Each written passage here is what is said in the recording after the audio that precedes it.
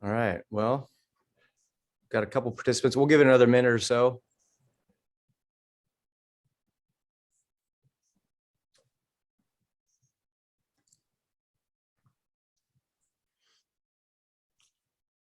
You guys look like the Brady Bunch.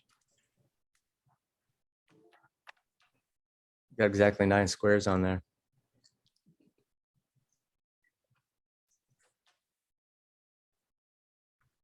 All right, everybody, we've got a few participants in, so we'll give it about another 30 seconds. We'll get started because we are recording it as well.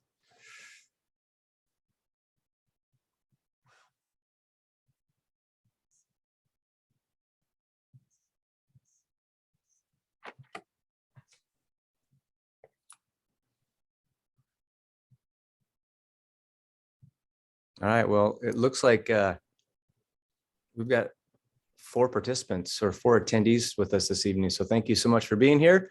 My name is Shane Backlund. I'm superintendent here in the Sealy School District, and welcome to our 4th community collaboration event. These are monthly events that are based on topics that people have brought forward to school board meetings and that type of thing before, so we can just give a more in-depth sort of explanation about what we're doing as a district around that topic. And so tonight's on comprehensive sexual health education, and we've got a panel here, and I'm going to turn things over to Alicia Jacob, who is our Executive Director for Student Learning, and she is going to kick things off. So Alicia, Great. Take it away. Thank you. So good evening, everyone. Thank you for attending. I'm going to go ahead and share my screen so we can start this. It's over. So I first want to just give a quick notification of the people that we have here tonight for us. So we have representatives from all our buildings. As they go through, and each building will do a presentation and share what they are doing for comprehensive sexual health education in their buildings and what that means in their buildings. But just so that we have some understanding that you can see who those people are, we have people from all of our buildings represented, which is great. And I thank them for being here tonight. Thank you. So we're going to break this down with an overview and a history of just what comprehensive sexual health has been in Washington State. I'll go through that, and then I'm going to allow each building to do a short presentation on what's happening in the buildings with students, and then we'll have a Q&A opportunity at the end. So as people provide questions into the Q&A forum, we'll be able to answer those ones, and then we will end at 6:30. So I'm going to go ahead and start. So the history is with comprehensive sexual health, or CSHE. It was initiated in 2007 through a legislator through the Healthy Youth Act, or HYA. And also there was guidelines in 2005 that were really what the districts needed to follow. And so those two things defined what were going to be the requirements for sexual education in our schools. So it's been around for a few years, even though there was some changes 2 years ago. There's also the HIV and AIDS prevention education. This came into effect in 1988. So we have been doing that for multiple years. That's mandated that there is HIV AIDS prevented education in grades 5th grade all the way through 12th. So those things have been currently happening. In 2019-2020, it's when Senate Bill 5395 was passed, and that's when there were some changes made by the legislature as well as voters. And that's where the new comprehensive sexual health education came to be. Before it was just sexual health education, they added the comprehensive because of the social emotional learning. But an important factor about this is even though it is required K-12, there is no sexual content or instruction required for students in grades K through 3. So you'll see that throughout because that is specific to social emotional learning, but there has been some misunderstandings with what that means because of the title of the requirements. So for our requirements, I've split it up by K3 and 412. And so in grades kindergarten through 3rd grade, that's where we're required to do social emotional learning. We've been doing that in the district for multiple years, as have other districts across our state and the country. We do have SEL standards, and I'll show you an example what those are in a moment of a 1-page document, but they fall under 6 different standards. And so we have 3 that are focused on self. So it's how the student understands their own being and how they regulate their emotions and how they handle themselves. And then there's the social standards, which is how they interpret the people that are around them, society, and then just the culture around in which they're their living. So there's 3 in each of those. Again, there's no sexual content or instruction in grades K through 3. So this is our focus, are those 6 standards, the 3 in self, which is self-awareness, self-management, and self-efficacy, and the 3 in social standards, which is awareness, management, and engagement. So how these look for us from an educational standpoint is they're broken down into the standards, as you'll see here, where they have the standards under self, and we have the 3, and then they have what's benchmarks. And those are almost like, if you think of breaking it down into the finer details of what we would do for those standards. So we have them broken out that way. The other look that the state gives us is what that also means based on the grade band. So even though it's required for social emotional learnings in grades K through 3, in most districts, and we're not unique in that we do it all through. So from preschool all the way up to 12th grade, we are doing social emotional learning. And so it tells us what that would look like, knowing, for example, this one is self-management that I gave as an example, and that's where students learn to regulate emotions, thoughts, and behaviors. So what does that mean for an early elementary? So that would be our K3 range. What does that mean for late? What does that mean for middle school or high school? So it breaks it down into that so you can have a better understanding. This document we can post on the website, and it also links it to the full document that you can get on OSPI's website. So that was for K3. It's specific to social emotional learning. In grades 4th through 12th grade, and this is where there's a little bit of a change than in the past, is where the comprehensive sexual health in terms of sexual health occurs. So in either 4th or 5th grade, and the district needs to make that decision, which is one that we'll have to make this year, we need to start our sexual health education. It has to occur once in grades 4 through 5, has to occur twice in grades 6 through 8, and it has to again occur twice in grades 9 through 12. We can do it more, but those are the minimum requirements. And then the state updated a little bit on what the instruction and materials need to be. So it's always had to be medically and scientifically accurate. That's been since 2007. Has to be age appropriate, that as well. So we need to make sure the materials are appropriate for the grade level that we're teaching. Has to be inclusive of all students, no matter anything. So any of the protected classes, sex, race, sexual orientation has to be inclusive of all of that. It has to be consistent with the guidelines that we originally had since 2005. And it has to be consistent with our health and physical education K-12 learning standards. And this is where it gets a little bit where you start to see things kind of embedded in each other, because within the health and physical education standards, comprehensive sexual health and social emotional learning are included in them. So when we talk about comprehensive sexual health, we're actually talking about our health and physical education standards as well. As in the past, with the 2007 requirements, we still are required to do a parent and guardian notification and have an opportunity to review. I know last week was when the middle school provided theirs. I think the high school provided theirs. Jeff can speak to that one, but there's different times depending on when the buildings are going to be providing those sexual health instruction. They have the opportunity to provide the community with what those materials are and when they'll be doing those. That hasn't changed. That's still a requirement. And there's still the option to opt out. It's in our board policy. It's under 2125. It's Form 1. It's required that has to be turned in 5 days prior to the instruction going to occur. And then the students that families have opted out will be able to receive an alternative educational opportunity at that time. So those haven't changed. That's been a requirement and maintains still being a requirement.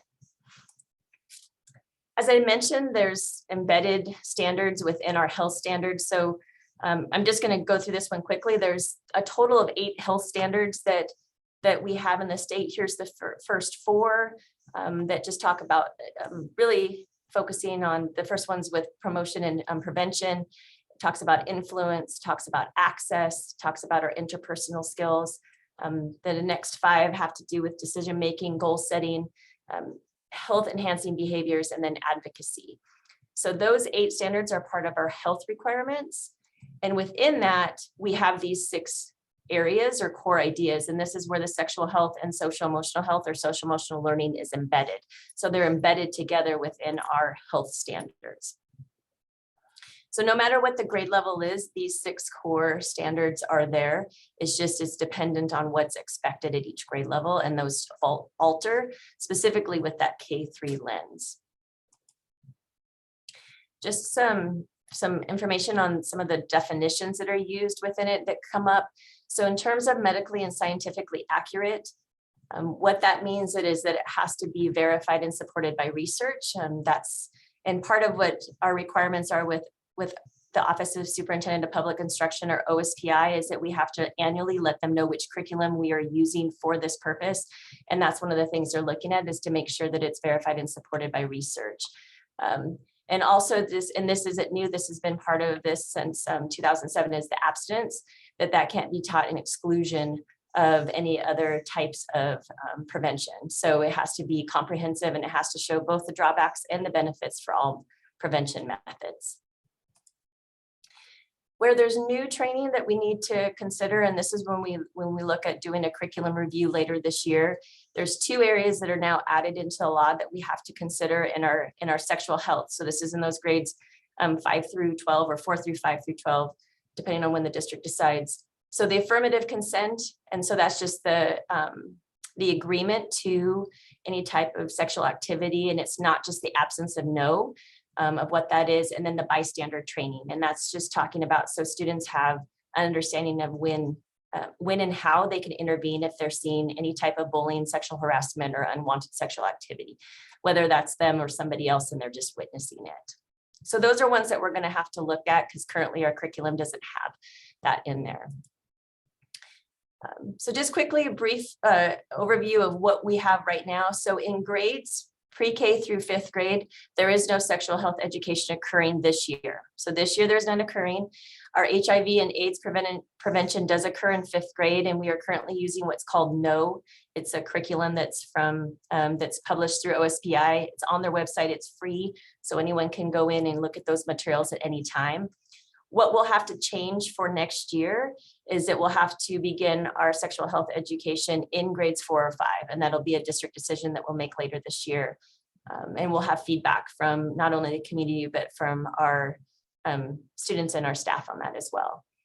And then in 6th through 12th grade, currently this year, we started with having the twice in 6th through 8th grade and twice through 9th and 12th. That was an increase. In the past, it was once, but the new law requires it to be twice.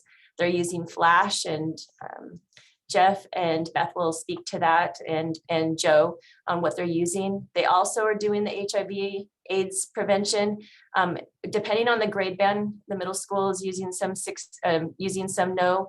They can also use Flash. Flash has some of that embedded in the curriculum. So both of those are being used for that at the secondary level. And again, the change for next year, we've added at least twice in our 2 bands, which was required this year. And then next year, we just have to make sure that the materials include affirmative consent and bystander training. So for social emotional learning, there is the requirement that we do it in K-3, but we are currently already doing it in preschool through 2nd grade using Second Step. We had a forum that was back in November that went over that. Our principals from the elementaries will speak to that a little bit tonight as well. But those are specific to those areas that we know we have to emphasize. So they're looking at skills for learning, empathy, emotion management, and problem solving. That's really what's focused in that. It's a classroom kit that each teacher, and so there's designated time in both at Robert Lentz and at John Campbell, where they have specifically designed time for that. And it was already being used in our preschool and kindergarten level. We added it 1st and 2nd. And so there was no changes necessary to the law because of that. And then in grades 3rd through 12th grade, we're using Character Strong. And again, they'll share more. These are the key 5 areas that really are focused under Character Strong. It's done a little bit differently depending on the building and when they do it, whether they do it during advisory or during a homeroom time. But again, there's no changes. So from a requirement of the social emotional learning, we've already done what the law requires. So there's no changes required in our district for that. And just to kind of give you a heads up on some things that'll be upcoming, we'll do our curriculum review. I mentioned that for the health and physical education standards. With that will be the comprehensive sexual health requirements. specifically looking at that affirmative consent and bystander training. And we'll also look at our social emotional learning materials just to make sure everything's consistent. We'll get feedback from, so surveys will be sent out. So be looking for that in the near future. And then it's a 4-phase process that we really look at what are the parameters, what are any laws or anything that we have to follow. Do our existing materials meet those? And if so, then we're good. If not, then we look for other things. If we do need to look for additional things, then we review what materials are available and make a selection. And then we would go ahead and implement that for the 22-23 school year. And again, if we do have to get new materials, we will be following board policy, which are some steps that I skipped in there, but some steps that we're required to do. And one of those is to have a viewing of the materials for the public. So those would be available for the public to see prior to the board approving those.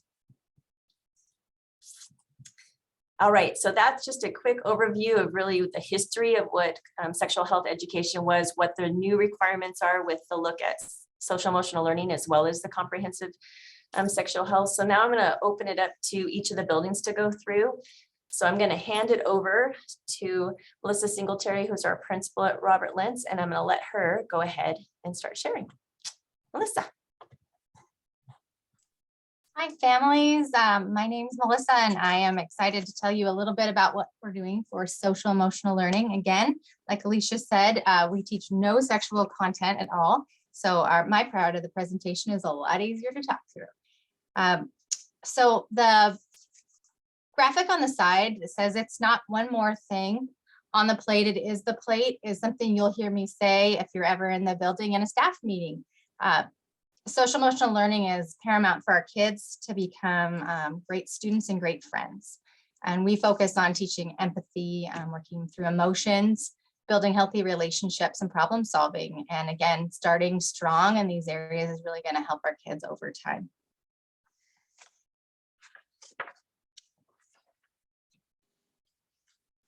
There's a lot of things that we do in our building to make sure social emotional learning is important and a priority. We have a building-wide SEL time. It's the very beginning of the day to ensure that we set the foundation for a great day. And we have calming corners in our classroom. There's a picture down there with a set of materials kids can use to help themselves regulate their feelings and process their big feelings in classrooms. Again, reiterating our second steps curriculum, there's a lot of pieces, it's whole group. There are puppets and songs and different activities kids can do to get moving and talking. And then on top of what happens in the classroom, we have a specialist that is a social emotional specialist, and they use the mind and heart curriculum. So every 4 days, our kindergartners get some additional SEL support there. And then on top of that, we use Kelso's Choice, which is another program that teaches problem solving, 9 different strategies. And then on top of that, we offer interventions for kids that need additional support. And this kind of outlines the 4 big units for our core program. And again, these are daily lessons over the course of the week. There's one 45-minute lesson that we break into small pieces and then do follow-up activities. But it really outlines the big picture thinking for these skills of being a student, helping kids work through feelings and managing their feelings, and then of course problem solving so they can apply these things wherever they're at. And this is just another slide to let you know a little bit about what Kelso's Choice is and the different strategies we teach our kids. We teach these in the classroom with our counselor, and then we work with our kids to coach them and prompt them through this, especially at recess. It's a perfect tool to help kids generalize some of these skills when they really need to apply them. And finally, we offer a number of different interventions, both in the classroom, out on the playground, and then work with families to make sure that needs are met. Again, it's not one more thing on the plate. It is the plate for us. It's a big deal that our kids learn SEL well, and so that they can move on to the next building with a lot of tools in their toolboxes. If you have any questions or concerns, please feel free to always reach out to me. I'm happy to meet with you in person, email, or talk with you on the phone. Thank you. Hi there, everybody. Amanda Scribner here, principal at John Campbell. Melissa and I are very much aligned. You know, she has our preschoolers and our kindergartners, and they very quickly move up to first and second grade. So social emotional learning is mirrored at John Campbell. The foundation is built there with our earliest learners, and then we just pick right up. So our social emotional learning, a little bit of history, again, no sexual content at John Campbell. We've had a social emotional learning specialist for about 5 years now, where our kids were getting social emotional learning about once a week. And then that moved into the classrooms, where it's a daily practice. We have a set time, similar to what Melissa talked about for kindergarten, but it goes throughout the day. Everything that kids are doing, they're learning to get along. They're learning to be aware of their peers. All of those benchmarks and standards that Alicia mentioned earlier, we're doing that throughout our day with our social emotional learning lessons alongside of content. Go to the next. So again, these 6 competencies are matched to the standards. And again, we do the Kelso's choices for problem solving. I don't have a whole lot more to add because we are so aligned with kindergarten. So I'll just let Joel at the intermediate take over.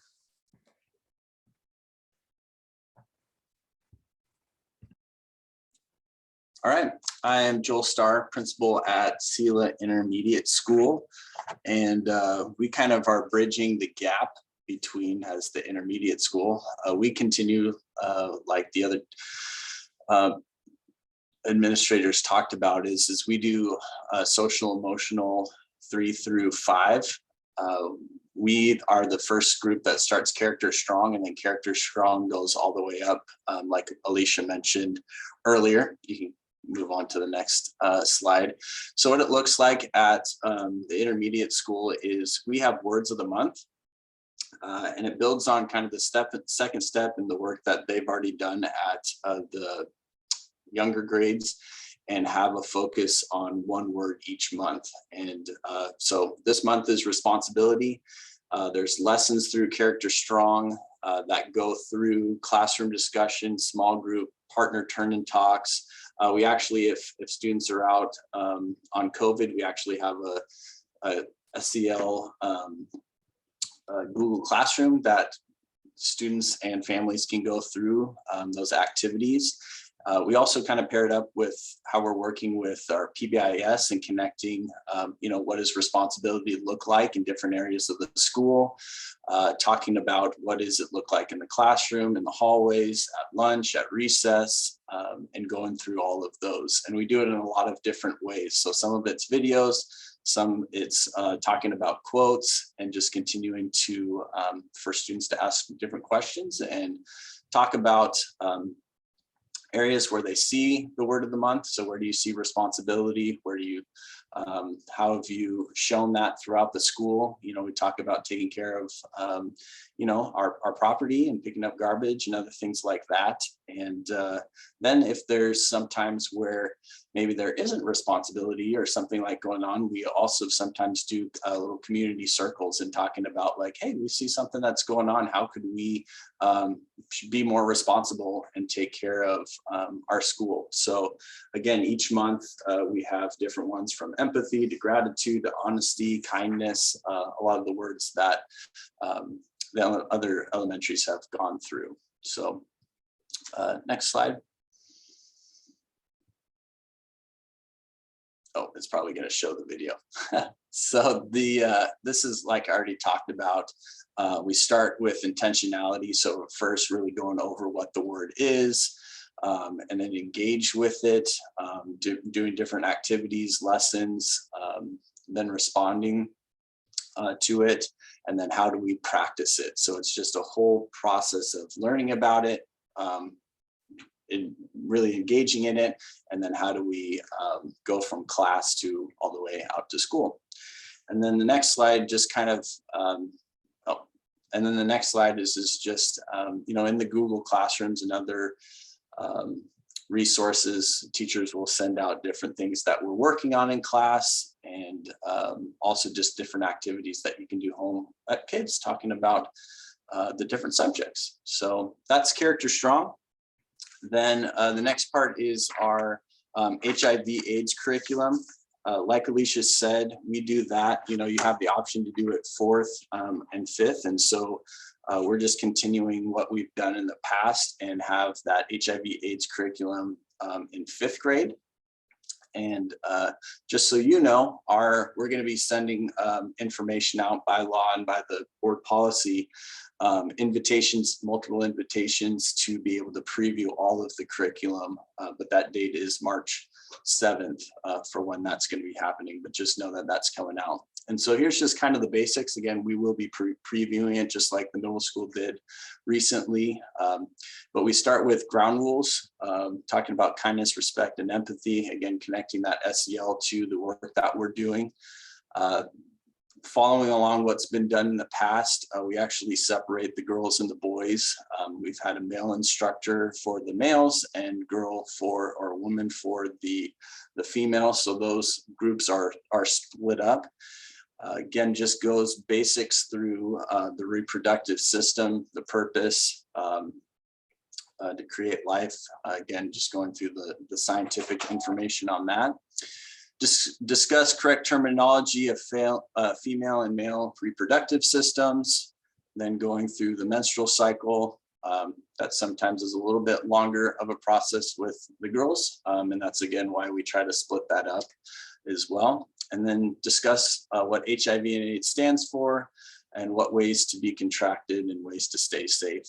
And then there's a video that's played about the story about a mom who has HIV and her feelings about what she's learned. So it's typically a two-day training or 2-day curriculum that we go through. And so it's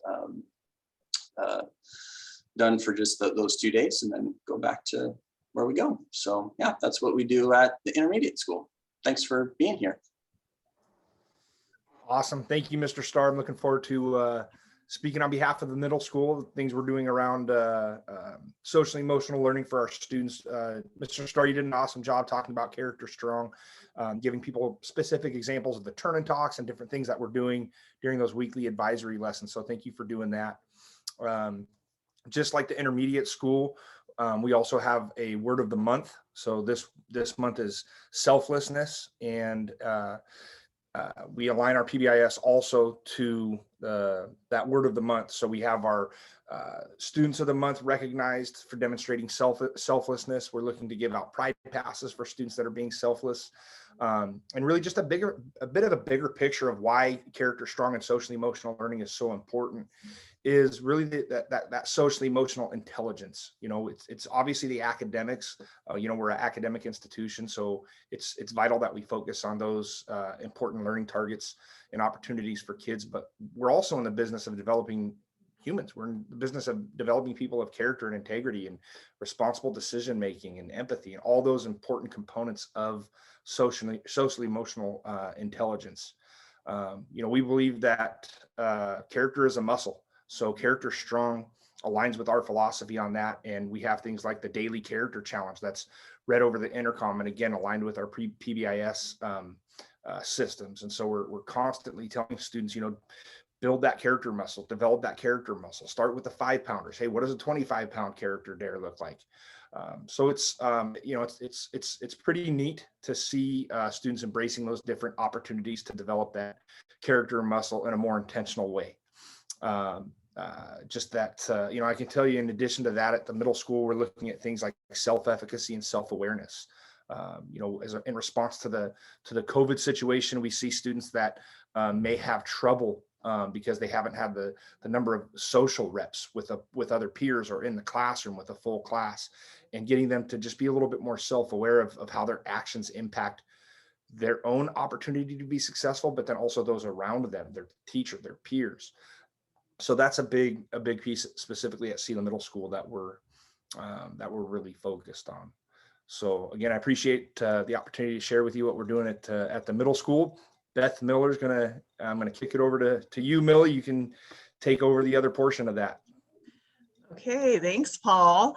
Okay, so I will be just giving you a little overview since the middle school is going to be kind of the launch pad for the comprehensive sexual health education. And it is going to be a 5-day unit taught at the 6th grade level and the 8th grade level.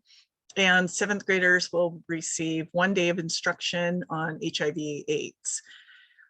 The students will be grouped co-ed, so it is going to be taught in a co-ed setting, and it's going to be their PE classes that are pulled out individually. And so they'll stay with their PE class, and we'll take them to a classroom for 5 days. So Alicia, you can go ahead and click on that outline for me. Thank you.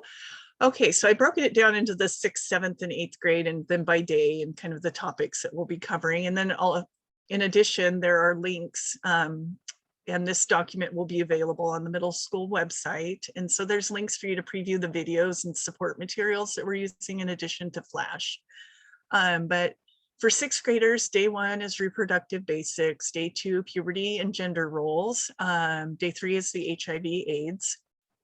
Day 4 with 6th graders, we're going to be talking about abstinence heavy, but also other birth control methods. And then also going through healthy refusal skills and doing some scenarios with the healthy refusal skills.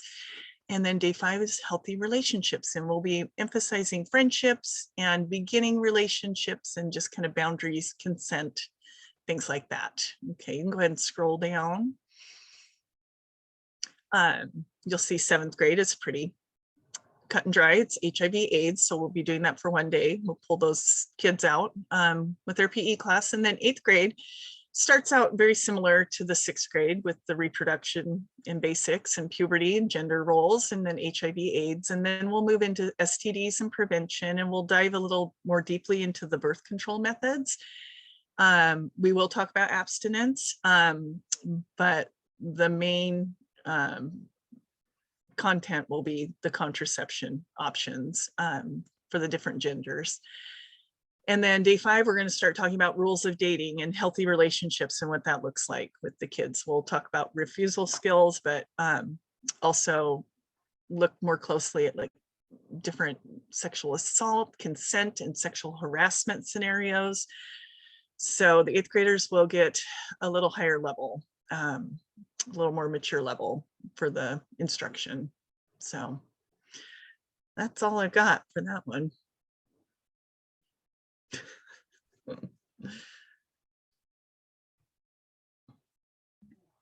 So I think we go out to Jeff next for the high school. Thanks, Beth. Hey everyone, thanks for coming. And those of you who are going to join us, gosh, asynchronously, that word comes back up now that things are a little wild. We're online in a Zoom again. I appreciate you all coming. I echo what Melissa started us off with, that social emotional learning is the plate, right? And social emotional learning is paramount to students throughout our entire district. And we've adopted as a district, and Paul did a great job explaining what we do with Character Strong. At the high school, we teach Character Strong in our advisory class. We have advisory once a week. It's Wednesdays. We have kind of a different task every Wednesday, but Character Strong is one of those kind of paramount things that we hold consistent throughout our school year. Students get a lot of content through that is consistent with what we're doing from SIS on. So it's really important. I think the one thing in SELA that's really great is you'll hear, and you hear everybody who's spoken today, we're consistent about social emotional learning being very, very important to our students' well-being. And I love how Paul put it. We're developing humans, right? And we're really looking at growing our students into adults in high school, right? Where it's kind of a gradual release of, hey, you're coming into us as freshmen, as kids, right? And you're leaving as adults. And so it's a great time of development for our students. We're also fortunate, not a lot has changed with this law. We've always taught a health class, and we use the health standards. Alicia did a great job of covering how those sort of overlap with the sexual health standards, and really, ours are embedded into the curriculum. We currently teach these. We use the Flash curriculum, but what we've done is we've really looked at how the Flash interacts with our local norms, with our teacher experience, and we've developed a core set of lessons that really guide our students and help them kind of mature into adults. So we do that in 9th grade health. And in our 9th grade health, I'll skip down to the last bullet here. We cover these topics. We cover online safety. Okay, and in there we're talking about things like some of the common trends that we might see. Sexting was a big thing for a while, and we talk about that and how to remain online, how to remain safe if students are asking you or other kids are asking you for things. We talk about HIV and STDs for 4 days, and that's from the Flash curriculum. We have 2 days where we discuss healthy relationships, and healthy relationships involves kind of that bystander training that Alicia mentioned at the very beginning. But also the second part of this, coercion and consent, has that bystander training. So Flash kind of combines those two things within the curriculum in a way that's accessible for our freshman students. One thing we do, Alicia mentioned, kind of the law behind, when we're letting parents know, we're letting parents opt out. We do things more often. So we have our health class every single trimester for freshmen. And what we do is a month before we are to teach that to that particular 9th grade class or 12th grade class. I'll get to the 12th grade in a minute. I hold an informational night. Parents can come in, review the materials. We discuss any questions. Something I like to ask is, hey, what are the red flags? What are the things that you have really big questions about, that if your student learned in a class that you'd be very, very concerned? And I've had great luck with having conversations with parents about that, about how, oh, we don't teach that, or this is how we do. But that partnership with parents is very, very important to us. We feel like the schools, our teachers, our students, and our parents, we need to be unified in teaching our students and growing them into the best humans possible. The other piece we teach, and I'll talk to how it's different than our 9th grade health, is we teach comprehensive sexual education in our 12th grade class, and that's our graduation launch class.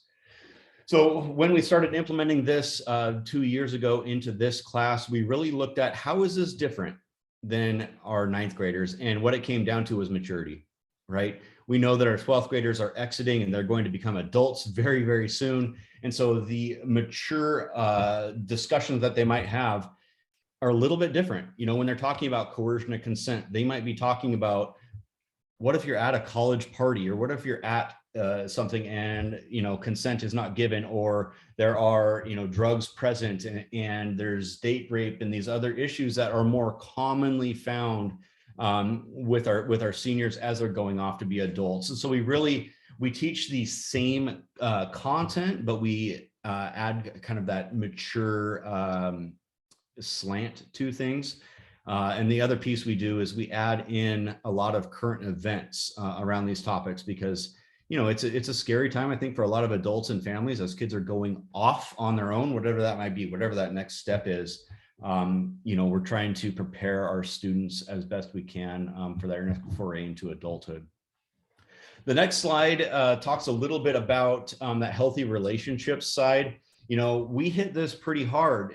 One thing that we see, and me as an assistant principal, we see a lot of unhealthy relationships happening. And so this provides a foundation for what we discuss with students, right? This is a screenshot of one of the slides that we share. And, I know our teachers spend quite a lot of time on this, talking about, what it looks like to have a healthy relationship.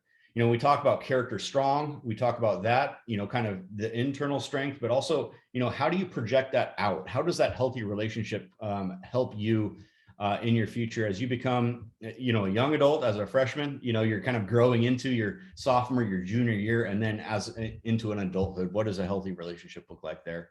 So that's very important to us, that we really look at, and we take a fine tooth comb and really look at, what does that look like in your day-to-day life? Similar to what Joel said, you know, what does that look like, you know, in the classroom? What does that look like at home? What does that look like, gosh, even on the sports fields?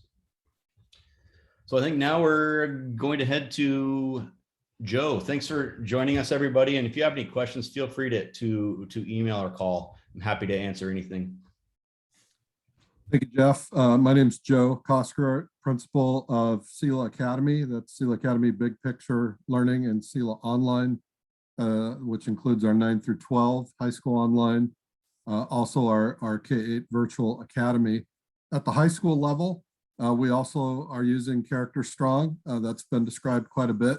So I won't duplicate what's been said, but you know, we've got a couple of slides here. This one kind of shows you the knowing and the doing part of building that strong character muscle that Paul described so well, and what the outcomes we're looking for. You know, the well-being of each individual, a sense of belonging, which we really were able to hit on quite strongly even yesterday in our Martin Luther King assembly at our school, that everyone's looking for that sense of belonging. And then finally, engagement with our fellow human beings, because again, as was talked about earlier, it's extremely important that our students have the soft skills that employers are looking for to be able to engage with adults in a manner that's going to help them in their futures and help them to have healthy relationships. Next slide, please. So just to give you a little more of an example than, you know, what you've seen, some of the tools that we have available include the Character Strong Gym. Inside the gym, there's all kinds of different things. One of them you see highlighted there in red is the activity library. That's one that we utilize quite a bit in SEAL Academy, especially big picture learning. Next slide, please. Within that activity library, you've got things like assemblies, virtual assemblies.